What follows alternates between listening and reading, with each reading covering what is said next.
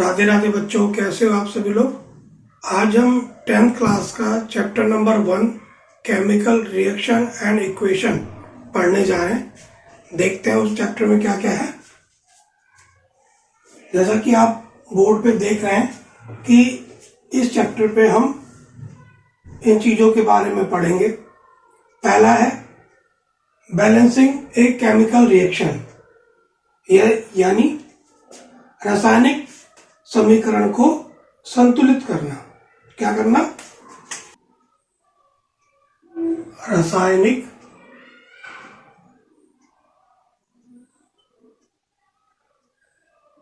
समीकरण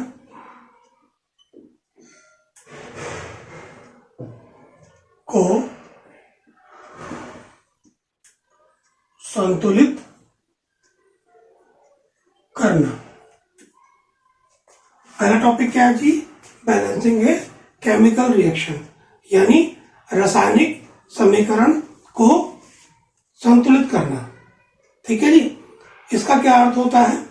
रासायनिक अभिक्रिया के दोनों ओर जो परमाणुओं की संख्या होती है उनको बराबर करना, ताकि द्रव्यमान संरक्षण के नियम का पालन हो सके। ठीक है जी। तो इसमें क्या किया जाता है कि जब रासायनिक अभिक्रिया होती है तो उसके जो दोनों ओर परमाणु होते हैं, ठीक है जी, उनकी संख्या को क्या करना होता है?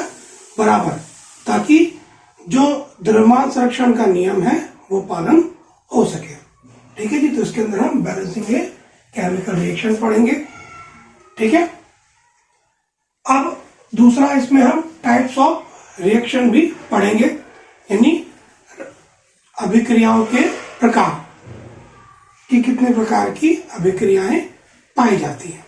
पहला है कॉम्बिनेशन। कॉम्बिनेशन का मतलब क्या होता है? संयोजन अभिक्रिया। क्या होता है? संयोजन अभिक्रिया। ठीक है जी। तो इस अभिक्रिया में क्या होता है जी? जब दो या दो से अधिक पदार्थ मिलकर एक नया पदार्थ बनाते हैं तो उसे कॉम्बिनेशन यानी संयोजन अभिक्रिया कहते हैं। ठीक है जी। इसमें उदाहरण के तौर पर हम कोयले का जलना भी ले सकते हैं। क्या ले सकते हैं जी? उदाहरण के तौर पर कोयले का जलना। ठीक है जी। जैसे C+O2 बना हमारा क्या? CO2। ठीक है जी। तो ये कॉम्बिनेशन अभिक्रिया यानी संयोजन अभिक्रिया होती है। दूसरा क्या है हमारा? डिकम्पोजिशन, मतलब वियोजन या अपघटन अभिक्रिया। क्या? वियोजन या अपघटन अभिक्रिया।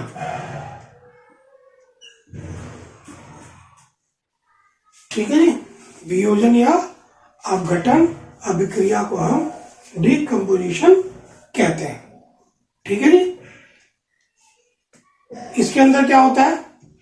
जब एक बड़ी चीज टूटकर छोटे हिस्सों में बंट जाए तो उसे हम डिकम्पोजिशन यानी वियोजन अभिक्रिया, जिसको हम अपघटन अभिक्रिया भी कहते हैं।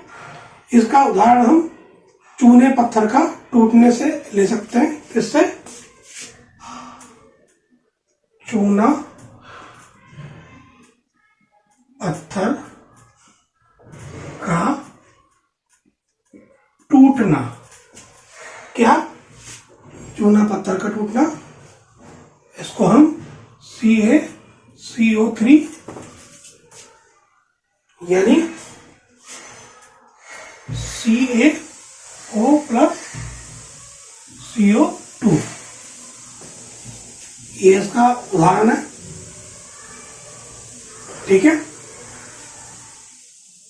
तीसरा है हमारा डिस्प्लेसमेंट। डिस्प्लेसमेंट को हम विस्थापन अभिक्रिया भी कहते हैं। क्या कहते हैं? विस्थापन अभिक्रिया।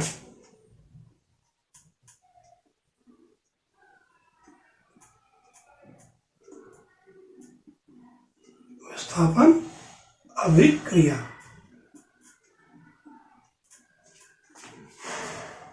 इसमें एक अधिक अभिक्रियाशील तत्व कम अभिक्रियाशील तत्व को उसके यौगिक से अलग कर देता है।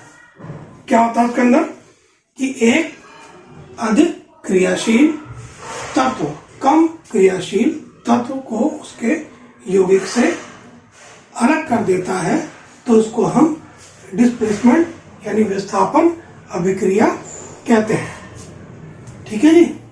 जैसे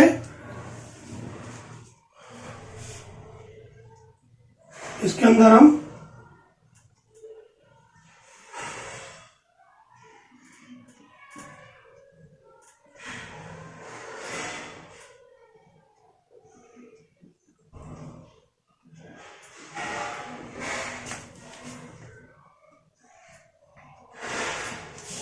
एक देखते हैं इसके अंदर कि Fe प्लस CuSO4 को FeSO4 प्लस Cu, इसके अंदर लोहे ने तांबे को अलग किया है। ठीक है जी।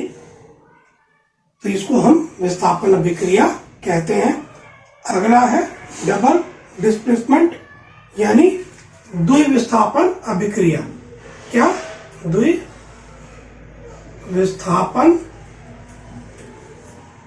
अभिक्रिया।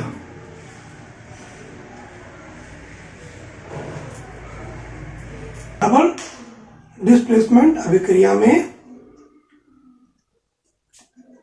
ठीक है क्या किया जाता है कि अभिकारकों के बीच आयनों का आदान प्रदान किया जाता है, तो उसको हम डबल डिस्प्लेसमेंट यानी द्विविस्थापन अभिक्रिया कहते हैं। ठीक है जी। इसके लिए हम सोडियम सल्फेट और बेरियम क्लोराइड की अभिक्रिया का उदाहरण ले सकते हैं। किसका? सोडियम सल्फेट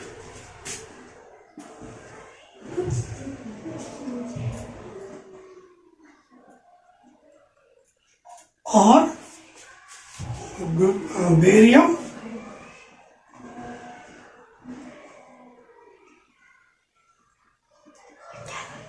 क्लोराइड की अभिक्रिया का उदाहरण ले सकते हैं, जिसके अंदर हमारा NaSO4 प्लस BaCl2 ठीक है जी। सोडियम सल्फेट को NaSO4 और बेरियम क्लोराइड को BaCl2, इसका जो हम अभिक्रिया करेंगे तो क्या बनेगा हमारा BaSO4 प्लस 2NaCl। ठीक है। तो इस तरीके से हम इसमें अभिक्रिया कर सकते हैं। ठीक है। हम अगला टॉपिक डिस्कस करने जा रहे हैं हीट इन रिएक्शन यानी अभिक्रिया में ऊष्मा। क्या? अभिक्रिया में ऊष्मा। ये अभिक्रिया दो प्रकार की होती है, एक्सोथर्मिक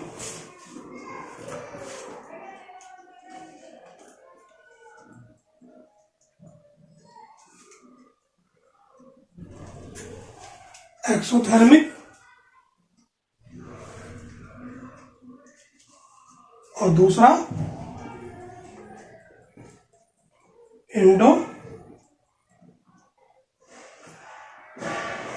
एक्सोथर्मिक। ठीक है, एक्सोथर्मिक अभिक्रिया क्या होती है? इसमें ऊर्जा बाहर जाती है। क्या? इसमें ऊर्जा बाहर जाती है और इसमें ऊर्जा का अवशोषण होता है। ठीक है जी। हीट इन रिएक्शन में यानी अभिक्रिया में ऊष्मा ये दो प्रकार की होती है, पहला और दूसरा। एक्सोथर्मिक, इसमें ऊर्जा बाहर की तरफ जाती है। एंडोथर्मिक, इसमें ऊर्जा का अवशोषण होता है। ठीक है जी। क्या है ये टॉपिक? ऑक्सीडेशन रिडक्शन को हम, यानी ये वह अभिक्रिया होती है जिसमें एक नया पदार्थ में ऑक्सीजन जुड़ती है और दूसरे से हटती है। क्या बात करने जा रहे हैं? ऑक्सीडेशन रिडक्शन यानी उपचयन और अपचयन। इसको उपचयन बोलते हैं, इसे अपचयन बोलते हैं। ठीक है जी। क्या होता है इसके अंदर? वह अभिक्रिया जिसमें एक पदार्थ में ऑक्सीजन जुड़ती है और दूसरे से हटती है, तो उसको हम ऑक्सीडेशन रिडक्शन कहते हैं, यानी उपचयन और अपचयन कहते हैं। ठीक है जी। अब और क्रोजन माने क्या होता है? संरक्षण। जैसे लोहे पर जंग लगना, जब धातु हवा या नमी के संपर्क में आकर खराब होने लगती है तो उसको हम क्रोजन कहते हैं। रेंसिडिटी क्या होता है हमारा? विकृत गंधिता, यानी जब तेल या वसा वाले भोजन का हवा के संपर्क में आने पर उसके स्वाद और गंध में परिवर्तन हो जाना रेंसिडिटी यानी विकृत गंधिता कहलाता है। ठीक है जी। अब हम बात करने जा रहे हैं फिजिकल एंड केमिकल चेंजेस के बारे में, यानी भौतिक और रासायनिक परिवर्तन।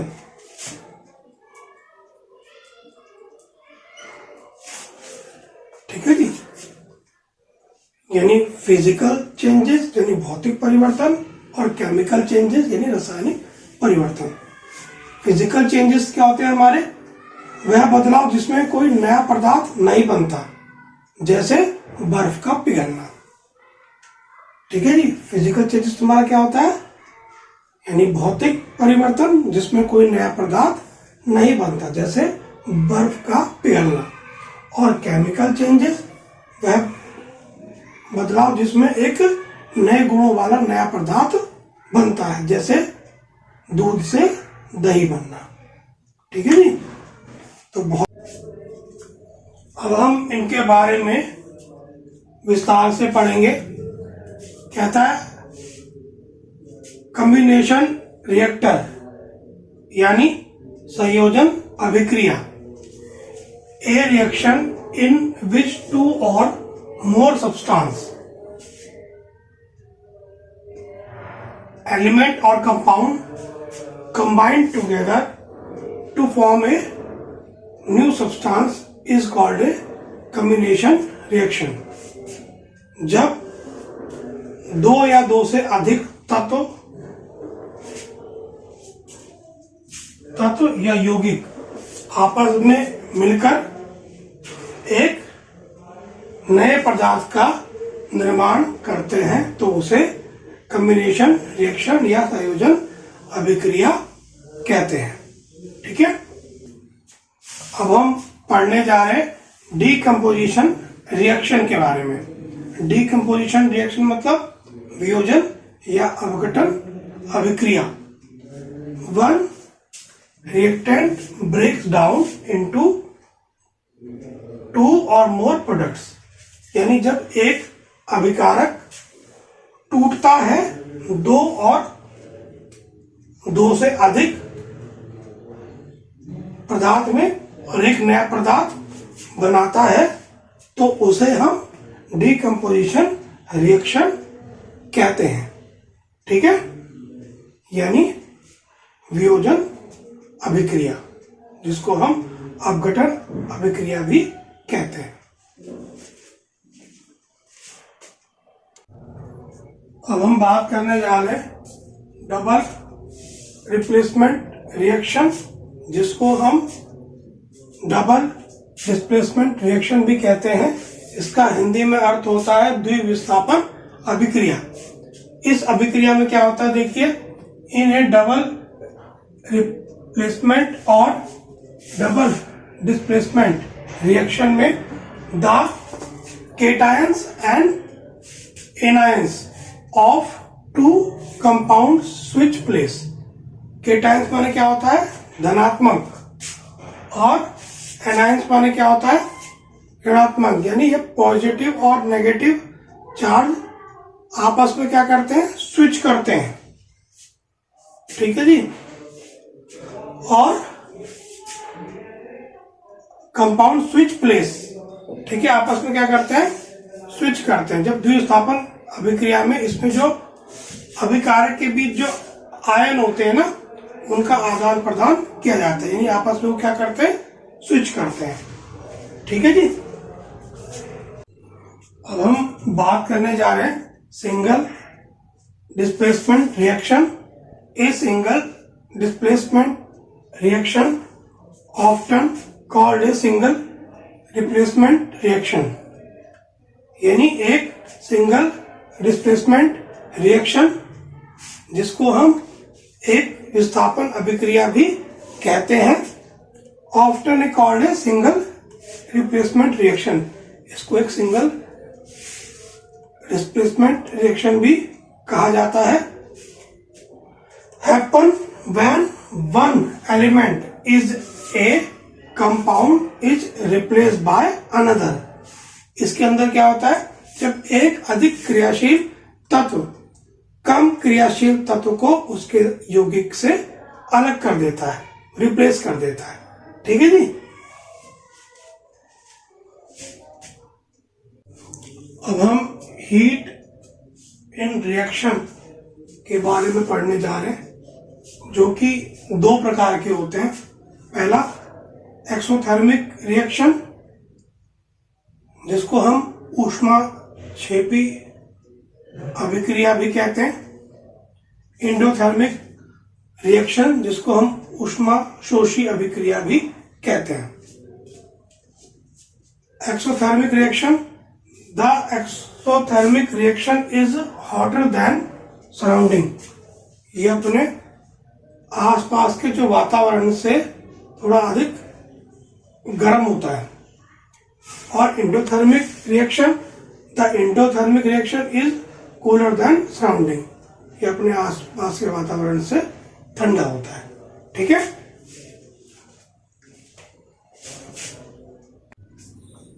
अब हम पढ़ने जा रहे हैं ऑक्सीडेशन और रिडक्शन के बारे में। इसके बारे में ऑक्सीडेशन और रिडक्शन के बारे में। ऑक्सीडेशन में क्या होता है जी, गेन ऑफ ऑक्सीजन।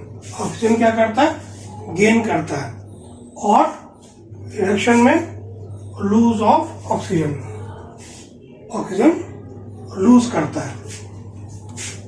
ऑक्सीडेशन में क्या होता है, lose of hydrogen, gain of hydrogen reduction में होता है। ऑक्सीडेशन में क्या होता है, लूज ऑफ इलेक्ट्रॉन्स, रिडक्शन में इसका उल्टा होता है, गेन ऑफ इलेक्ट्रॉन्स। ऑक्सीडेशन में क्या होता है, इंक्रीज इन ऑक्सीडेशन नंबर। इसमें ऑक्सीडेशन नंबर इंक्रीज होता है, बढ़ता है, वृद्धि होती है। और रिडक्शन में क्या होता है, डिक्रीज इन ऑक्सीडेशन नंबर। इसमें ऑक्सीडेशन नंबर जो है उसकी कमी होती है। ठीक है जी। अब हम बात करने जा रहे हैं क्रोजन के बारे में, जिसको हम संक्षारण भी बोलते हैं। पढ़ते हैं इसके बारे में क्या कहता है। Corrosion is the slow process, ये बहुत धीमा प्रोसेस होता है of decay of the metal due to attack of the atmosphere gases, जो कि वातावरण में जो मौजूद जो गैसेस होती हैं on the surface of the metal, वो मेटल पर पदार्थ के ऊपरी सतह पर, resulting in the formation of melting compound, वो अपना प्रभाव डालती हैं और उसका असर क्या होता है कि oxide, hydroxide, carbonate and sulphide की जो परत है वो उसके ऊपर चढ़ जाती है। ठीक है जी।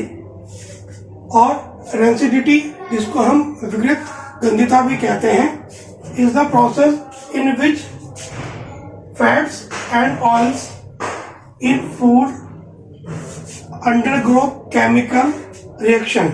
इसमें जो फूड है, जो हमारा भोजन है, उसमें जो परिवर्तन होता है chemically, often with oxygen, oxygen के संपर्क में आने पर, leading to unpleasant odours and flavours, और उसके गंध में बदलाव होता है।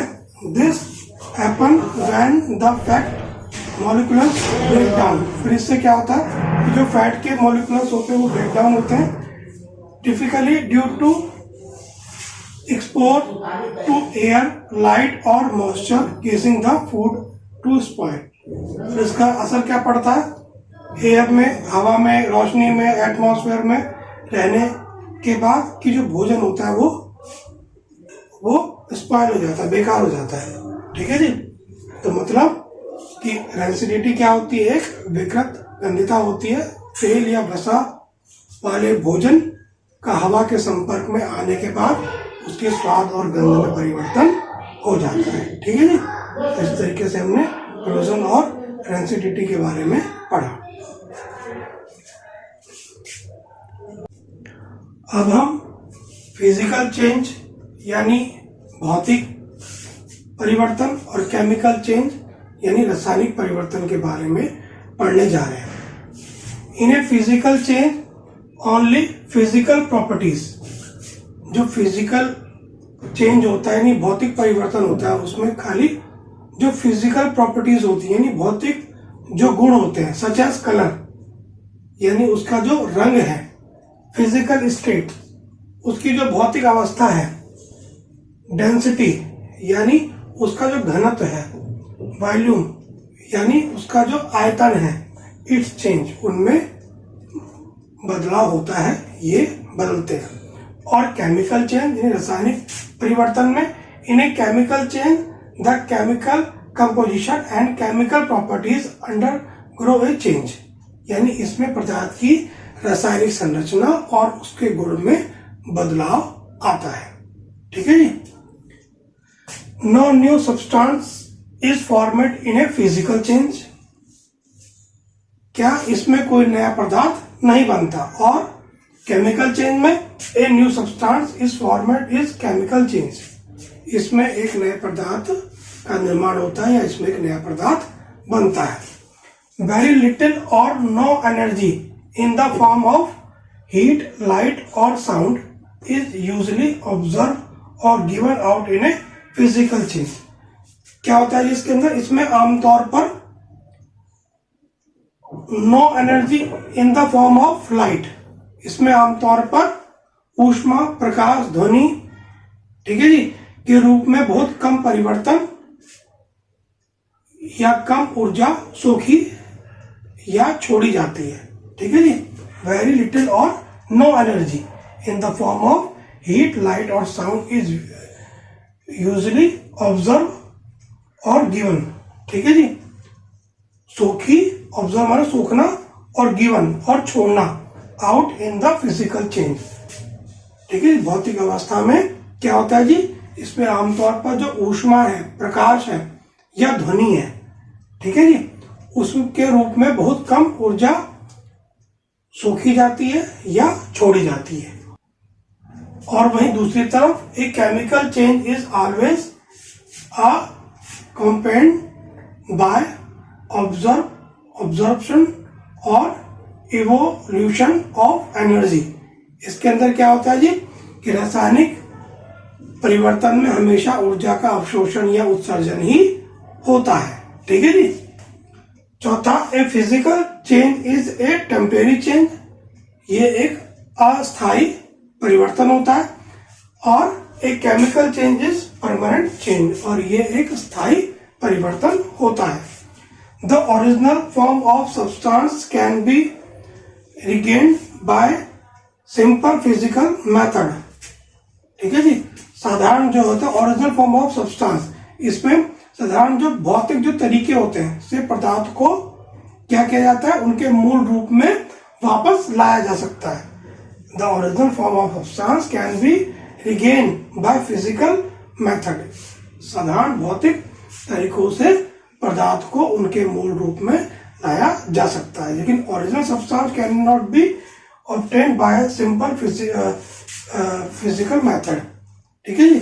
लेकिन इसमें साधारण भौतिक तरीके से मूल पदार्थों में दोबारा परिवर्तन नहीं लाया जा सकता। ठीक है जी।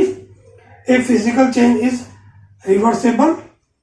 जो फिजिकल चेंज होते हैं, जो भौतिक परिवर्तन होते हैं, उसको उल्टा किया जा सकता है। और केमिकल चेंज इज इरिवर्सेबल, यानी यह एक ऐसा परिवर्तन होता है जिसको उल्टा नहीं किया जा सकता, रिवर्सेबल नहीं किया जा सकता। ठीक है जी।